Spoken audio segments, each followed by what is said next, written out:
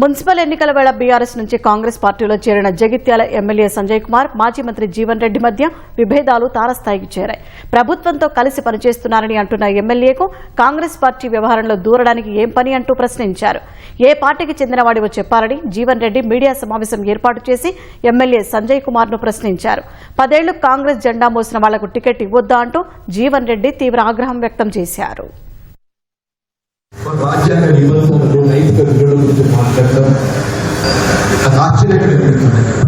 అని మాట ఎందుకు చెప్పాల్సి వస్తుందంటే వాస్తవంగా ఆయన ఏ రాజకీయ పార్టీలో ఉన్నట్టు కూడా ఆయన తెలియదు. ఫస్ట్ ఆయన కాంగ్రెస్ పార్టీ, ఆయన ఏ పార్టీలో ఉన్నట్టు అనేది ఆయన తెలియదు. ఆయన ఏ పార్టీలో ఉన్నట్టు తెలియదు ఏదైతున్నదో ఆయన నైతిక విలువలు రాజకీయ నిబంధనల గురించి మాట్లాడడం జరుగుతుంటే నాకైతే ఆశ్చర్యం కలిగిస్తుంది. వారు కేవలం అభివృద్ధిపరమైన ముఖ్యమంత్రి గారికి కలవలేదు, అంతేగాని ఏదైతుందో ఆయన పార్టీ ఫిర్యాదుకు పాల్పడలేదు.